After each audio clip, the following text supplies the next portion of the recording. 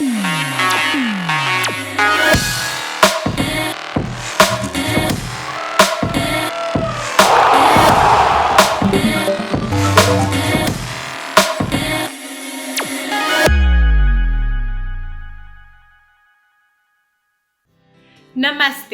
और सभी अद्भुत बच्चों को बाल दिवस की बहुत बहुत शुभकामनाएं।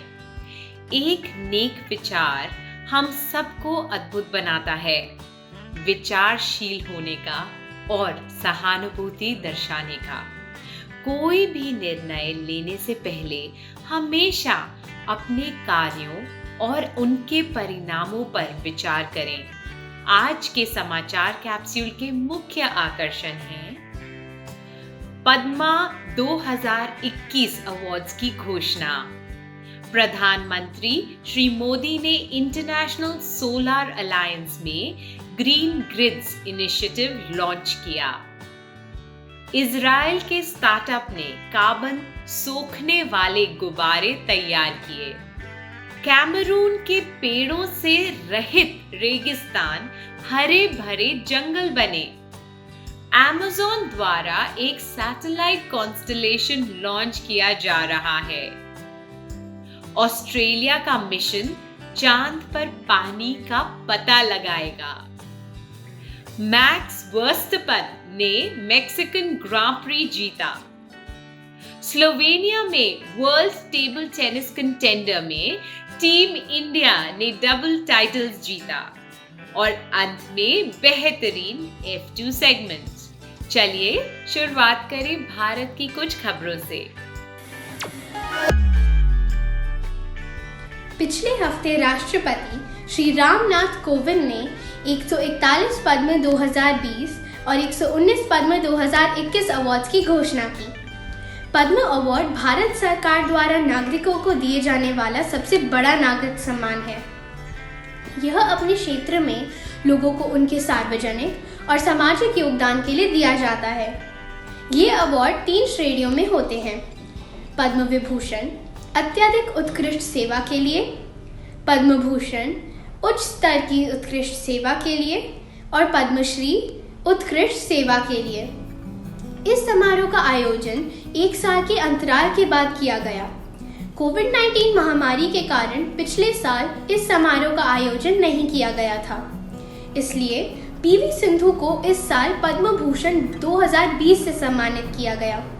आई ग्रास्पर्स, क्या आपको मालूम है कि इन अवार्ड्स का नामांकन आम जनता के लिए भी खुला होता है?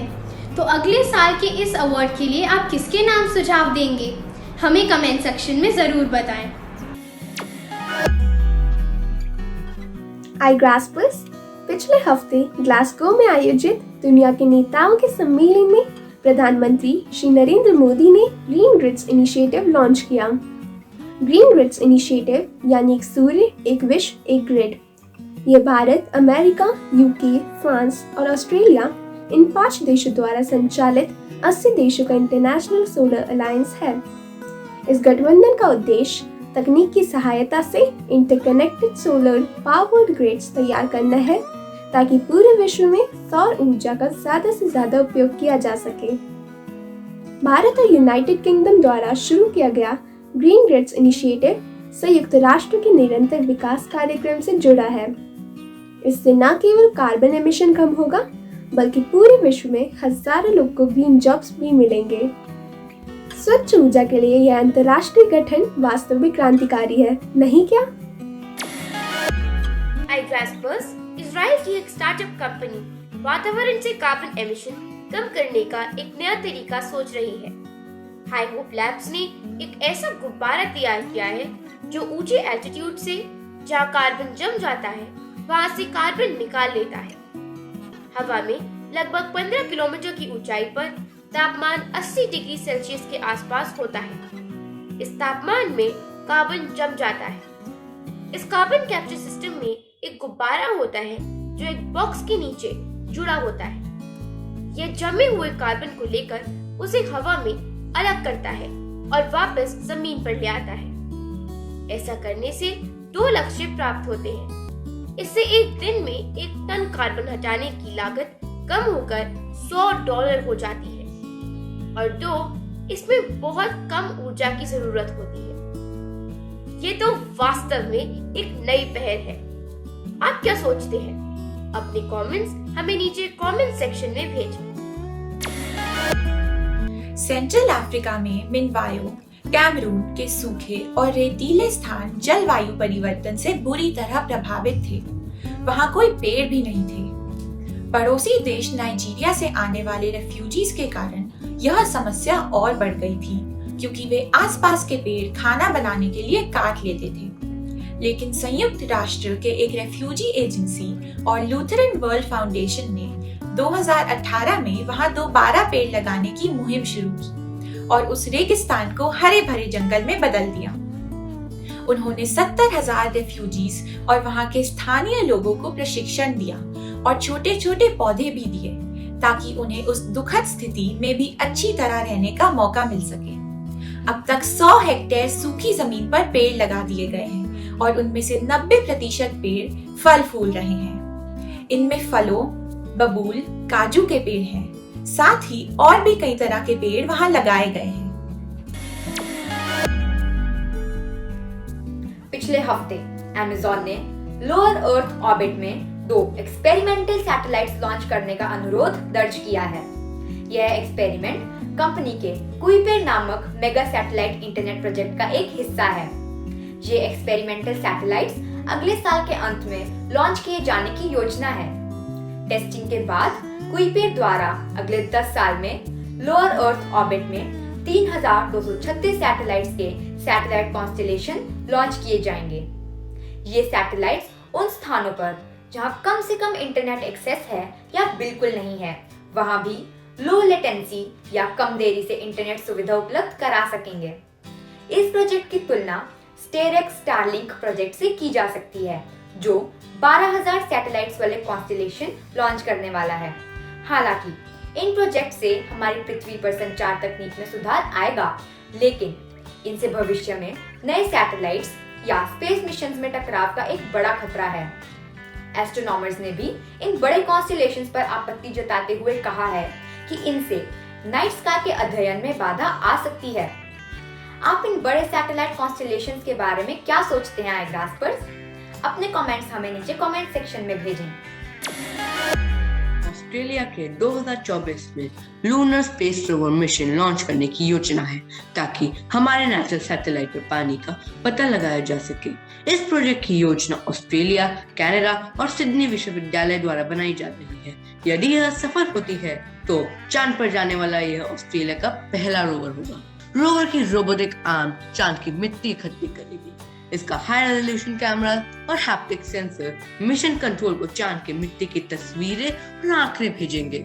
इस रोवर का मुख्य उद्देश्य वहां की मिट्टी से पानी निकालने के तरीके ढूंढना और चांद पर ऐसे क्षेत्रों का पता लगाना है जहां पानी काफी मात्रा में है। यह मिशन इसलिए महत्वपूर्ण है क्योंकि यदि एक बार वहां पानी का पता चल जाता है तो भविष्य में ऐसे मिशनों के लिए चांद एक ऐसा आधार बन जाएगा जिसे मनुष्य को भेजा जा सकता है। तकनीकी रूप से भी यह एक महत्वपूर्ण मिशन है और रोवर चांद के बहुत अधिक ठंडे मौसम में भी अपना काम कर पाएगा। साथ ही यह हल्का होने के कारण सैंपल्स लेने का जटिल काम भी कर पाएगा। स्पेस की तकनीक में लगातार विकास हो रहा है ना iGraspers?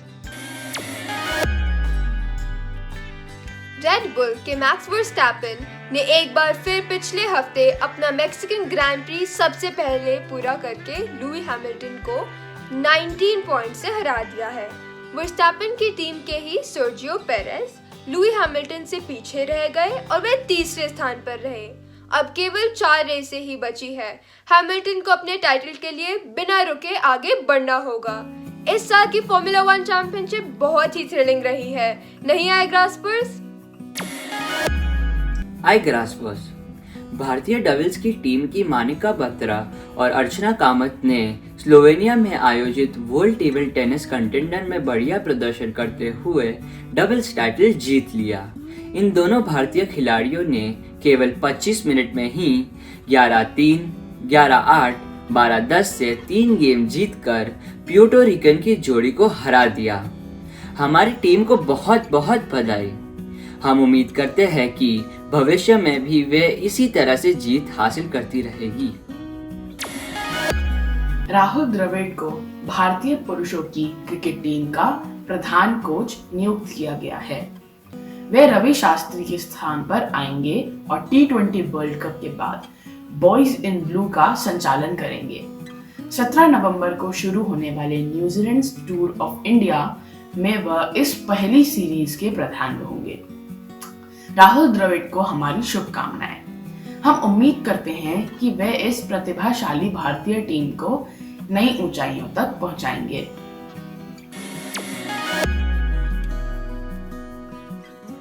स्पेन के बार्सिलोना शहर में बिसी बस या बाइक स्कूल आने जाने का नया साधन है। सैकड़ों बच्चे गलियों में बाइक, स्कूटर और स्केट्स पर भी स्कूल जाते हैं। अब बिसी बस एक स्कूल बस की तरह वहाँ चलती है। उसके 3 स्टॉप होते हैं और वह उन स्थानों पर रुकती है जहाँ से ज़्यादा बच्चे उसमें चढ़ सकें। अब तो पुलिस के वाहन भी ऐसे समूहों के एस्कॉर्ट के लिए साथ जाते हैं। इनमें आगे और पीछे पुलिस के अधिकारी भी होते हैं। ये बार्सिलोना के इशाम्प्लिस जिले में सितंबर में शुरू किया गया था। इसे केवल 5 परिवारों ने मिलकर शुरू किया था ताकि उनके बच्चे सुरक्षित रूप से स्कूल जा सकें। बहुत बढ़िया बार्सिलोना, आपने दुनिया के सामने एक मिसाल रखी है। अब स्पेस की यात्रा ही नहीं बल्कि वकाने का स्वाद लेना भी वास्तविकता है। इंटरनेशनल स्पेस स्टेशन ने हाल ही में एस्ट्रोनॉट्स के लिए एक टैको पार्टी का आयोजन किया और उन्होंने स्पेस में पहली बार उगाए चिल्ली पेपर्स का स्वाद लिया। क्रू ने स्पेस टैको का मजा लिया। स्पेस स्टेशन में यह पौधे लगाने का काम इस साल जुलाई में शुरू किया गया था। यह माना जाता है कि स्पेस में चिल्ली पेपर्स उगाने का काम बहुत ही चुनौतीपूर्ण था। उनमें से कुछ पेपर्स पृथ्वी पर भी भेजे जाएंगे ताकि उनका और विश्लेषण किया जा सके।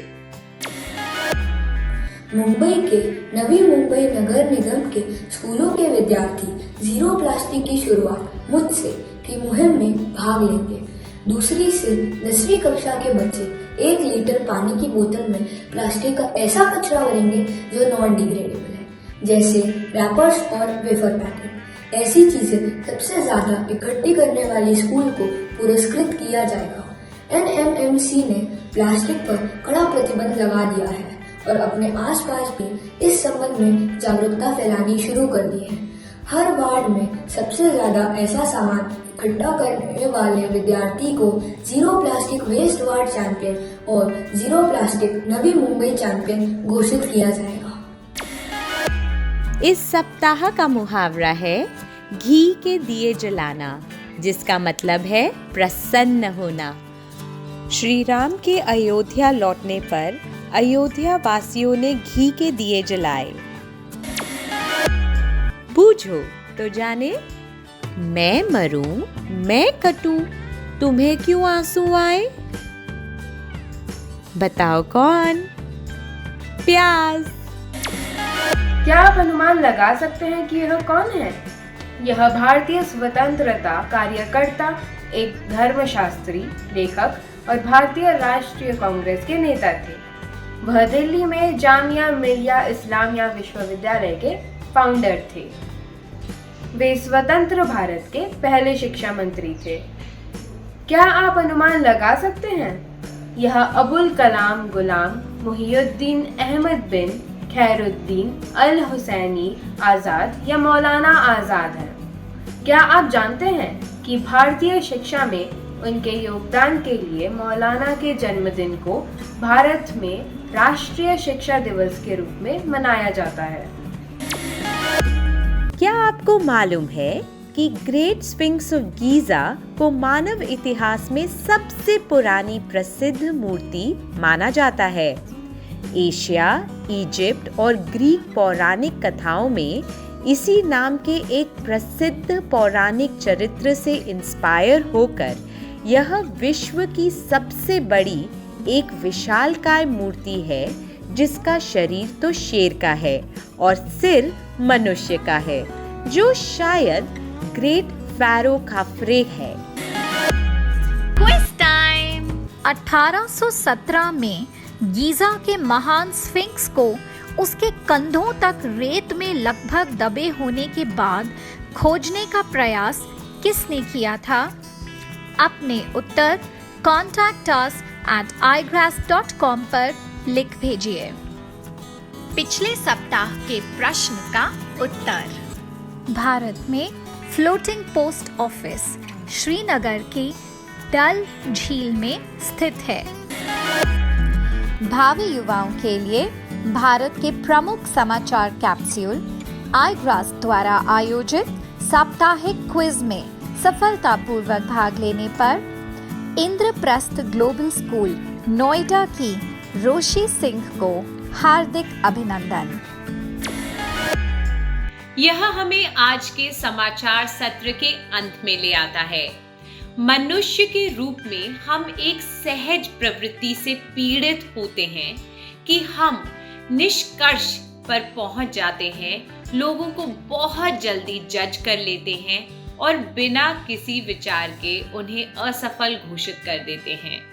इसलिए जब तक हम फिर मिलें तब तक दूसरों की भावनाओं पर उचित विचार करें। अपने कार्यों को करने से पहले उनके परिणामों पर विचार करें। नमस्ते।